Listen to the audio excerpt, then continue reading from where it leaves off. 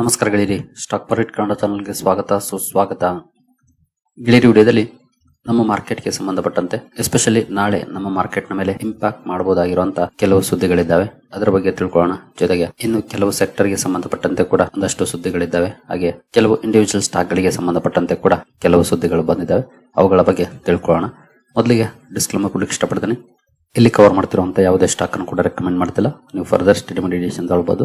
As educational purpose ನಾನು video ಮುಂದೆ ತರ್ತಾ ಇದ್ದೀನಿ. ಹಾಗೆ ಅಕೌಂಟ್ ಓಪನಿಂಗ್ ಲಿಂಕ್ ಡಿಸ್ಕ್ರಿಪ್ಷನ್ ಅಲ್ಲಿ ಇರುತ್ತೆ. ಹಾಗೆ ಸರ್ವಿಸ್ ಗೆ ಸಂಬಂಧಪಟ್ಟಂತಹ ಫಾರ್ಮ್ ಕೂಡ ಇರುತ್ತೆ. ಇನ್ ಕೇಸ್ ಏನಾದ್ರು ಸರ್ವಿಸ್ ಎಕ್ಸ್ಪೆಕ್ಟ್ ಮಾಡ್ತಿದ್ರಿ ಅಂದ್ರೆ ಅದನ್ನ ಫಿಲ್ ಮಾಡಬಹುದು. ಹಾಗೆ ಹಲವರು ಏನೆಲ್ಲ ಸರ್ವಿಸ್ ಸಿಗುತ್ತೆ ಅಂತ ಪ್ರಶ್ನೆ ಮಾಡ್ತಾ ಇದ್ದೀರಿ. ಇದಕ್ಕೆ ಉತ್ತರ ನಮ್ಮ ಇವೆಂಟ್ ಗಳಲ್ಲಿ ಸಿಗುತ್ತೆ. ಜೊತೆಗೆ ಸ್ವಲ್ಪ ಬಿಸಿ ಇದ್ದೀವಿ ಇವೆಂಟ್ ನ ಕಾರಣಕ್ಕೆ. ಭಾನುವಾರ ಇವೆಂಟ್ ಆದ್ಮೇಲೆ ನಿಮ್ಗೆ ಇದ್ರ ಬಗ್ಗೆ ತಿಳಿಸ್ಕೊಡ್ತೀವಿ. ಇವೆಂಟ್ ಗೆ ಬರೋರ್ಗಂತೂ ಅವತ್ತೇ ಗೊತ್ತಾಗುತ್ತೆ. ಅಕೌಂಟ್ ಓಪನಿಂಗ್ ಲಿಂಕ್ ಡಿಸ್ಕ್ರಿಪ್ಷನ್ ಅಲ್ಲಿ ಇರುತ್ತೆ, ಓಪನ್ ಮಾಡ್ಕೊಳ್ಬಹುದು. ಹಾಗೆ ಫಾರ್ಮ್ ಅನ್ನು ಕೂಡ ಫಿಲ್ ಮಾಡಬಹುದು. ಜೊತೆಗೆ ಏನಾದ್ರು ಅಕೌಂಟ್ ಓಪನ್ ಮಾಡುವಾಗ ಸಮಸ್ಯೆಗಳಾದ್ರೆ ಅಲ್ಲೇ ಫೋನ್ ನಂಬರ್ ಕೂಡ ಇರುತ್ತೆ, ಕಾಂಟ್ಯಾಕ್ಟ್ ಮಾಡಬಹುದು. ನಮ್ಮ ಟೀಮ್ ನಿಮ್ಗೆ ಹೆಲ್ಪ್ ಮಾಡುತ್ತೆ ಅಕೌಂಟ್ ಓಪನ್ ಪ್ರೋಸೆಸ್ ಗೆ ಸಂಬಂಧಪಟ್ಟಂತೆ. ಏನು ಅಕೌಂಟ್ ಓಪನ್ ಮಾಡುವಾಗ ನೀವು add funds and scheme selection ಅಲ್ಲಿ ಮಿಸ್ ಮಾಡದೆ ಪ್ರೀಮಿಯಂ ಅಕೌಂಟ್ ಅನ್ನ ಸೆಲೆಕ್ಟ್ ಮಾಡಿ, ನಂತರ TRX 20 ಅಥವಾ 17 ಸೆಲೆಕ್ಟ್ ಮಾಡಿ. ಎರಡು ಕೂಡ ಫ್ರೀ ಅಕೌಂಟ್ಸ್ ಆಗಿರುತ್ತೆ. ಬೇರೆ ಕೆಲವೊಂದು ಫೀಸಸ್ ಇರುತ್ತೆ, ಹಾಗಾಗಿ ಅವುಗಳನ್ನ ಸೆಲೆಕ್ಟ್ ಮಾಡದೆ TRX 20 ಹಾಗೂ 17 ಎರಡರಲ್ಲಿ ಒಂದನ್ನ ಸೆಲೆಕ್ಟ್ ಮಾಡಿ. ನಿಮ್ಗೆ ಯಾವುದೇ ರೀತಿಯ ಚಾರ್ಜಸ್ ಇರೋದಿಲ್ಲ ಅಕೌಂಟ್ ಗೆ ಸಂಬಂಧಪಟ್ಟಂತೆ. ಇನ್ನು ಸುದ್ದಿಗಳ ಕಡೆ ನಾವು ಬರೋದಾದ್ರೆ, ಮೊದಲಿಗೆ ನಾಳೆ ಬ್ಯಾಂಕ್ ಆಫ್ ಜಪಾನ್ ಇಂದ ಬ್ರೇಕಿಂಗ್ ಸುದ್ದಿಯೊಂದು ಬರೋದಿದೆ. ಈಗಾಗಲೇ ಭಾನುವಾರದ ವಿಡಿಯೋದಲ್ಲೇ ನಾನು ನಿಮ್ಗೆ ಇದನ್ನ ತಿಳಿಸ್ಕೊಟ್ಟಿದ್ದೀನಿ. ಭಾನುವಾರ ಅಲ್ಲ, ಸಾರಿ, ಈ ಸಲ ಭಾನುವಾರ ಕವರ್ ಮಾಡಕ್ಕಾಗಲಿಲ್ಲ, ಸೋಮವಾರ ಕವರ್ ಮಾಡಿದ್ದೆ. ಆ ವಿಡಿಯೋದಲ್ಲೇ ಈಗಾಗಲೇ ತಿಳಿಸ್ಕೊಟ್ಟಿದ್ದೀನಿ. Bank of Japan interest rate decision ಇದೆ ನಾಳೆ. ಏನ್ ಡಿಸಿಷನ್ ತಗೊಳುತ್ತೆ ಗೊತ್ತಿಲ್ಲ. ಎಕ್ಸ್ಪೆಕ್ಟೇಷನ್ ನೋಡಬಹುದು 0.5% ಇರೋದನ್ನ 0.75% ಮಾಡಬಹುದು ಅಂತ ಇದೆ. ಫೋರ್ಕಾಸ್ಟ್ ಮಾಡ್ತಿರೋದು ಅಂದ್ರೆ 25 ಬೇಸಿಸ್ ಪಾಯಿಂಟ್ಸ್ ರೈಸ್ ಆಗಬಹುದು ಅಂತ ಎಸ್ಟಿಮೇಟ್ ಅನ್ನ ಮಾಡ್ತಿದ್ದಾರೆ. ಆಕ್ಚುಲ್ ಆಗಿ ಎಷ್ಟು ಮಾಡುತ್ತೆ bank of Japan? 25 basis points ಮಾಡುತ್ತಾ ಅಥವಾ ಅದಕ್ಕಿಂತ ಕಡಿಮೆ ಮಾಡುತ್ತಾ, ಜಾಸ್ತಿ ಮಾಡುತ್ತಾ, ನಾವು ವಾಚ್ ಮಾಡಬೇಕಾಗುತ್ತೆ. ಇದು ನಮ್ಮ ಮಾರ್ಕೆಟ್ ನ ಮೇಲೆ ಡೈರೆಕ್ಟ್ ಇಂಪ್ಯಾಕ್ಟ್ ಮಾಡುವಂತ ಕೇಪಬಿಲಿಟಿಯನ್ನ ಹೊಂದಿರುವಂತದ್ದು. ಈಗಾಗಲೇ ನಾನು ಇದ್ರ ಬಗ್ಗೆ ಸಪರೇಟ್ ವಿಡಿಯೋನು ಕೂಡ ಕವರ್ ಮಾಡಿದೀನಿ, ಯಾಕೆ ಇದು ಇಂಪ್ಯಾಕ್ಟ್ ಮಾಡುತ್ತೆ ಅಂತ. ರೆಗ್ಯುಲರ್ ಆಗಿ ನೀವು ವಿಡಿಯೋ ನೋಡೋರಾದ್ರೆ ಈಗಾಗಲೇ ಗೊತ್ತಿರುತ್ತೆ ಕೂಡ. ಕ್ಯಾರಿ ಟ್ರೇಡ್ ಕಾರಣಕ್ಕೆ ಇದು ಇಂಪ್ಯಾಕ್ಟ್ ಅನ್ನ ಮಾಡುವಂತ ಪಾಸಿಬಿಲಿಟೀಸ್ ಇದೆ.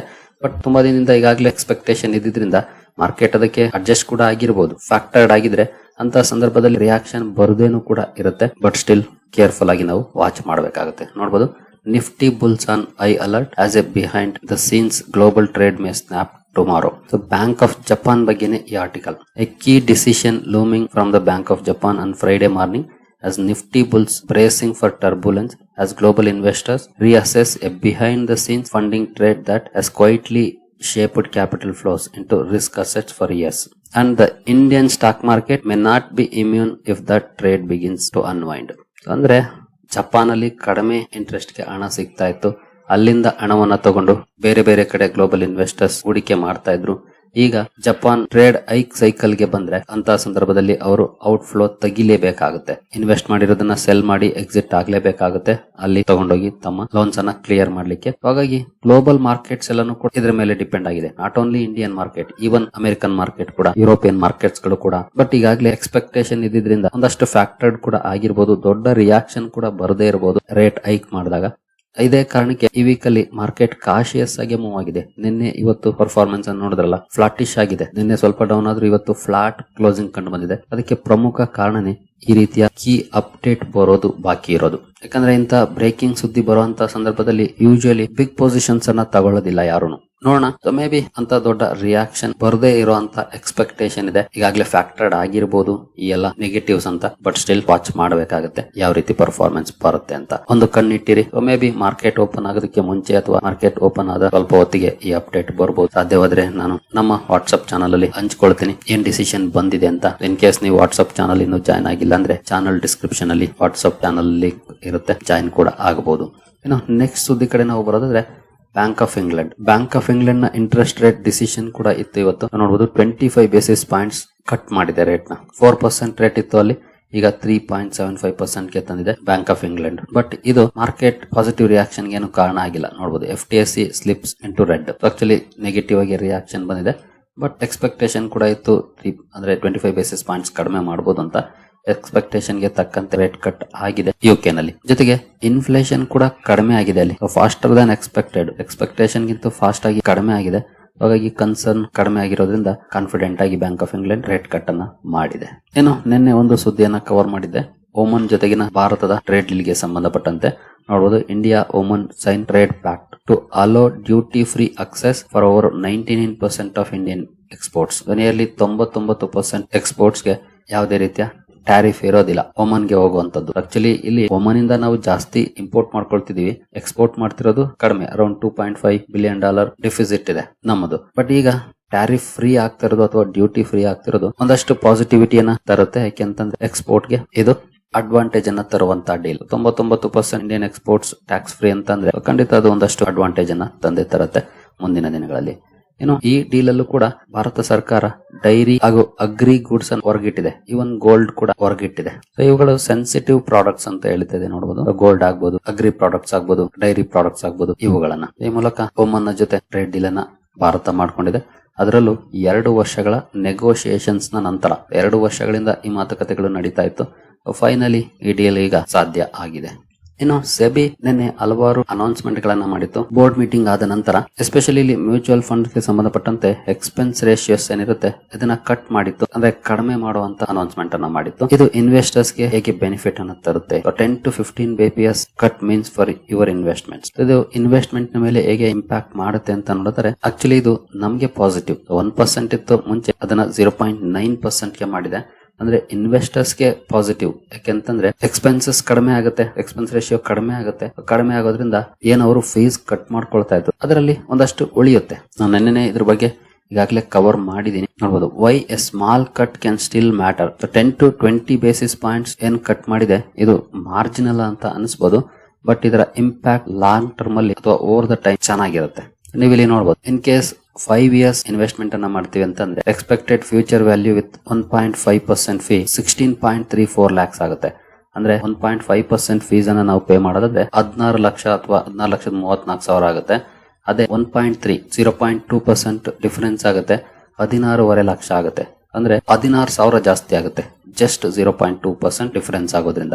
ಬೆನಿಫಿಟ್ 16,600 ರೂಪಾಯಿ. 10 years ಅಲ್ಲಿ 26.7 lakhs ಆಗೋದು 27.24 lakh ಆಗುತ್ತೆ.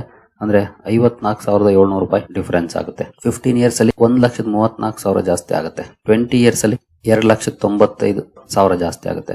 ಅಂದ್ರೆ ಇದು ಲಾಂಗ್ ಟರ್ಮ್ ಹೋದಷ್ಟು ಬೆನಿಫಿಟ್ ಅನ್ನ ತರುತ್ತೆ. ಈ ಬಿಗ್ ಡಿಫರೆನ್ಸ್ ಜಸ್ಟ್ 0.2% ಕಡಿಮೆ ಆಗಿರೋದು, ಬಟ್ ಲಾಂಗ್ ರನ್ ಅಲ್ಲಿ ಇನ್ವೆಸ್ಟರ್ಸ್ ಗೆ ಒಳ್ಳೆ ಅವಕಾಶವನ್ನ ತರ್ತಾ ಇದೆ. ಒಟ್ಟಿನಲ್ಲಿ ಇನ್ವೆಸ್ಟರ್ಸ್ ಗೆ ಹೆಲ್ಪ್ಫುಲ್ ಆಗುವಂತ ಡಿಸಿಷನ್ ಅನ್ನು ತಗೊಂಡಿದೆ.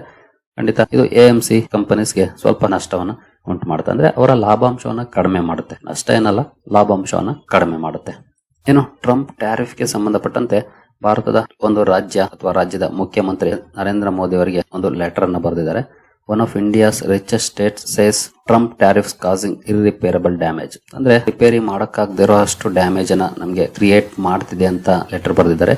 ಯಾರು ಅಂತಂದ್ರೆ ತಮಿಳುನಾಡಿನ ಮುಖ್ಯಮಂತ್ರಿ MK ಸ್ಟಾಲಿನ್ ಅವರು. ನಿಮ್ಗೆ ಎಲ್ರಿಗೂ ಗೊತ್ತಿರೋ ಹಾಗೆ ತಮಿಳುನಾಡು ಟೆಕ್ಸ್ಟೈಲ್ ಎಕ್ಸ್ಪೋರ್ಟ್ ಗೆ ಫೇಮಸ್ ಆಗಿರುವಂತದ್ದು, ಅದರಲ್ಲೂ ತಿರುಪೂರ್ ತುಂಬಾನೇ ಫೇಮಸ್ ಆಗಿರುವಂತದ್ದು. ಅಮೆರಿಕಾಗೆ ಅತಿ ಹೆಚ್ಚಿನ ರಫ್ತನ್ನ ಮಾಡ್ತಾ ಇತ್ತು. ಟ್ಯಾರಿಫ್ ಕಾರಣಕ್ಕೆ ಅಲ್ಲಿಗ ಒಂದಷ್ಟು ಸಮಸ್ಯೆಗಳಾಗಿದೆ. ನೋಡಬಹುದು, ಇಲ್ಲಿ ಒಂದು ದಿನಕ್ಕೆ ಸುಮಾರು 600 ಮಿಲಿಯನ್ ರೂಪೀಸ್ ನಷ್ಟ ಆಗ್ತಿದೆ ಅಂತ ಹೇಳ್ತಿದ್ದಾರೆ MK ಸ್ಟಾಲಿನ್ ಅವರು. ಆದ್ರೆ ಹಲವಾರು ಕಂಪನೀಸ್ ಈಗ ಬೇರೆ ಅವೆನ್ಯೂಸ್ ಅನ್ನ ನೋಡ್ಕೊಳ್ತಿದ್ದಾರೆ, ಬಟ್ ಸ್ಟಿಲ್ ಒಂದಷ್ಟು ಇಂಪ್ಯಾಕ್ಟ್ ಇರುತ್ತೆ. ಎಲ್ಲ ಸೆಕ್ಟರ್ ನ ಮೇಲೆ ಇಂಪ್ಯಾಕ್ಟ್ ಆಗಿಲ್ಲ ಅಂದ್ರೂ ಹೆಚ್ಚಿನ ಪ್ರಮಾಣದಲ್ಲಿ ಡಿಪೆಂಡೆನ್ಸಿಯನ್ನ ಹೊಂದಿದಂತಹ ಸೆಕ್ಟರ್ಸ್ ಗಳೇನಿದಾವೆ ಅಲ್ಲಿ ಇಂಪ್ಯಾಕ್ಟ್ ಆದೇ ಆಗುತ್ತೆ. ಇವರು ನರೇಂದ್ರ ಮೋದಿ ಅವರಿಗೆ ಬೇಗ ಟ್ರೇಡ್ ಡೀಲ್ ಮಾಡ್ಕೊಳ್ಳಿ ಅಂತ ಒಂದು ಲೆಟರ್ ಅನ್ನ ಬರೆದಿದ್ದಾರೆ.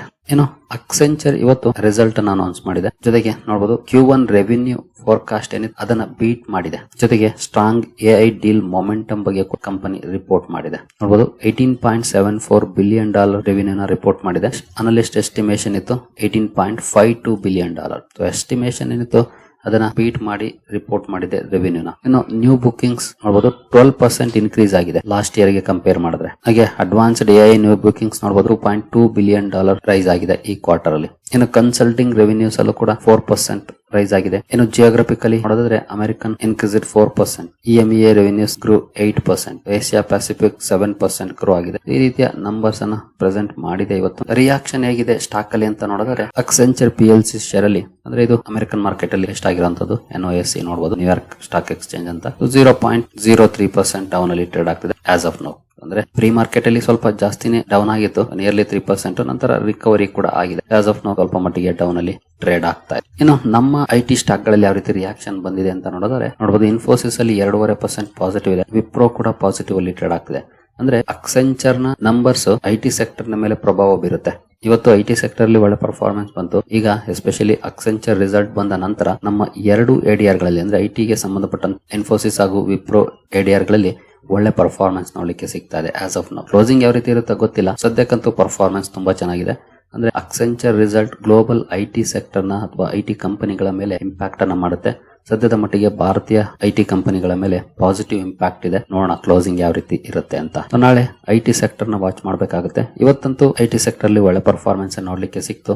ಈಗ ಒಂದು ಪಾಸಿಟಿವ್ ಸುದ್ದಿ ಕೂಡ ಬಂದಿದೆ. ಎಕ್ಸ್ಪೆಕ್ಟೇಷನ್ ಗಿಂತ ಒಳ್ಳೆ ನಂಬರ್ಸ್ ಅನ್ನ ಕಂಪನಿ ಪ್ರೆಸೆಂಟ್ ಮಾಡಿದೆ, ಗ್ರೋತ್ ಇದೆ. ಹಾಗಾಗಿ ಮೇ ಬಿ ನಾಳೆ ನಮ್ಮ ಐಟಿ ಕಂಪನೀಸ್ ಅಲ್ಲೂ ಕೂಡ ಒಳ್ಳೆ ರಿಯಾಕ್ಷನ್ ಬರ್ಬೋದು. ಬಟ್ ಜಪಾನ್ ಇಂದ ಯಾವ ಸುದ್ದಿ ಬರುತ್ತೆ ಅದ್ರ ಮೇಲೂ ಕೂಡ ಡಿಪೆಂಡ್ ಆಗ್ಬೋದು. ನೋಡೋಣ ಯಾವ ರೀತಿ ಇರುತ್ತೆ ಸುದ್ದಿಗಳು ಅಂತ. ಏನು ಶ್ರೀರಾಮ್ ಫೈನಾನ್ಸ್ ಗೆ ಸಂಬಂಧಪಟ್ಟಂತೆ ಒಂದು ಸುದ್ದಿ ಇದೆ ನೋಡಬಹುದು. Shriram Finance poised for massive rerating with MUFG entry after $4 billion fresh infusion. ಅಂದ್ರೆ ಶ್ರೀರಾಮ್ ಫೈನಾನ್ಸ್ ಅಲ್ಲಿ ಈ ಮಫ್ಜಿ ಅಂದ್ರೆ ಮಿತ್ಸುಬಿಶಿ UFJ ಫೈನಾನ್ಷಿಯಲ್ ಗ್ರೂಪ್ ಏನಿದೆ, ಇವರು 20% ಸ್ಟೇಕ್ ಅನ್ನ ತಗೊಳ್ಬಹುದು ಅನ್ನುವಂತ ಸುದ್ದಿಗಳೀಗ ಬರ್ತಾ ಇದೆ. ಹಾಗಾಗಿ ಈ ಫ್ರೆಶ್ ಕ್ಯಾಪಿಟಲ್ ಇನ್ಫ್ಯೂಷನ್ ಇಂದ ದೊಡ್ಡ ಮಟ್ಟದ ರೀರೇಟಿಂಗ್ ಶ್ರೀರಾಮ್ ಫೈನಾನ್ಸ್ ಅಲ್ಲಿ ಆಗ್ಬಹುದು ಅಂತ ಹೇಳ್ತಾ ಇದೆ. ನೋಡಬಹುದು, deal is expected to be priced at around $880 per share, broadly in line with the current market price. Current market price ಏನಿದೆ ಅದರ ಹತ್ರನೇ ಆಗುತ್ತೆ ಈ ಡೀಲ್ ಅಂತ ಹೇಳಲಾಗ್ತಿದೆ. ಇನ್ ಕೇಸ್ ಅದೇ ರೀತಿ ಆದ್ರೆ ಖಂಡಿತ ಒಳ್ಳೆ ಪರ್ಫಾರ್ಮೆನ್ಸ್ ಕೂಡ ಕಾರಣ ಆಗ್ಬೋದು. ಇನ್ ಕೇಸ್ ರೀರೇಟಿಂಗ್ ಆದ್ರೆ ಇಲ್ಲಿಂದ ಇನ್ನು ಒಳ್ಳೆ ಪರ್ಫಾರ್ಮೆನ್ಸ್ ಅನ್ನು ಕೂಡ ಶ್ರೀರಾಮ್ ಫೈನಾನ್ಸ್ ಮಾಡಬಹುದು. ವಾಚ್ ಲಿಸ್ಟ್ ಅಲ್ಲಿ ಇಟ್ಕೊಳ್ಬಹುದು ಶ್ರೀರಾಮ್ ಫೈನಾನ್ಸ್ ಅನ್ನ ಇನ್ನೂ ಹೆಚ್ಚಿನ ವಿಷಯಗಳನ್ನ ತಿಳ್ಕೊಳ್ಳಿಕ್ಕೆ. ಏನು ಭಾರತಿ ಏರ್ಟೆಲ್ ಒಂದು ಅಪ್ಡೇಟ್ ಅನ್ನ ಕೊಟ್ಟಿದೆ ಇವತ್ತು. ಶಾಶ್ವತ್ ಶರ್ಮಾ ಅವರನ್ನ MD and CEO ಆಗಿ 5 ವರ್ಷಕ್ಕೆ ಅಪಾಯಿಂಟ್ ಮಾಡಿದೆ. ಜನವರಿ 1ನೇ ತಾರೀಕಿಂದ ಇವರ ಅಪಾಯಿಂಟ್ಮೆಂಟ್ ಜಾರಿಗೆ ಬರ್ತಾ ಇದೆ. ಜೊತೆಗೆ ಸೌಮೆನ್ ರಾಯರ್ ಅವರನ್ನು ಕೂಡ ಚೀಫ್ ಫೈನಾನ್ಷಿಯಲ್ ಆಫೀಸರ್ ಆಗಿ ಕಂಪನಿ ಅಪಾಯಿಂಟ್ ಮಾಡಿದೆ. ಈ ಅಪಾಯಿಂಟ್ಮೆಂಟ್ ಗೆ ಯಾವ ರೀತಿ ರಿಯಾಕ್ಷನ್ ಬರುತ್ತೆ ಅನ್ನೋದನ್ನ ನಾಳೆ ವಾಚ್ ಮಾಡಬಹುದು ಭಾರತಿ ಏರ್ಟೆಲ್ ಶೇರ್ ಅಲ್ಲಿ. ನಂತರ ವೋಡಾಫೋನ್ ಐಡಿಯಾ ಸಬ್ಸಿಡಿಯರಿಯಿಂದ ಒಂದು ಸುದ್ದಿ ಬಂದಿದೆ. 3,300 ಕೋಟಿ NCDs ಇಶ್ಯೂ ಮಾಡೋ ಮೂಲಕ ಫಂಡ್ ರೈಸ್ ಮಾಡಿರೋ ಬಗ್ಗೆ ಇವತ್ತು. ಜೊತೆಗೆ ಒಳ್ಳೆ ಇಂಟ್ರೆಸ್ಟ್ ಕೂಡ ನೋಡ್ಲಿಕ್ಕೆ ಸಿಕ್ಕಿದೆ ಅಂತ ಹೇಳಲಾಗ್ತಿದೆ NCD ಗೆ. ಬಟ್ ಕಂಪನಿ ಅಂತೂ ಸ್ಟ್ರಗಲ್ ಮಾಡ್ತಿದೆ, ನಮ್ಗೆಲ್ರಿಗೂ ಈಗಾಗಲೇ ಗೊತ್ತಿದೆ ವೋಡಾಫೋನ್ ಐಡಿಯಾ ಬಗ್ಗೆ. ಸರಿ ಗೆಳೆಯರಿ, ಈ ಎಲ್ಲ ಅಪ್ಡೇಟ್ಗಳು ನಿಮ್ಗೆ ಇಷ್ಟ ಆಗಿದೆ ಅಂದ್ಕೊಳ್ತೀನಿ. ಮುಂದಿನ ವಿಡಿಯೋದಲ್ಲಿ ಸಿಗೋಣ. ಅಲ್ಲಿವರೆಗೂ ಜೈ ಹಿಂದ್, ಜೈ ಕರ್ನಾಟಕ.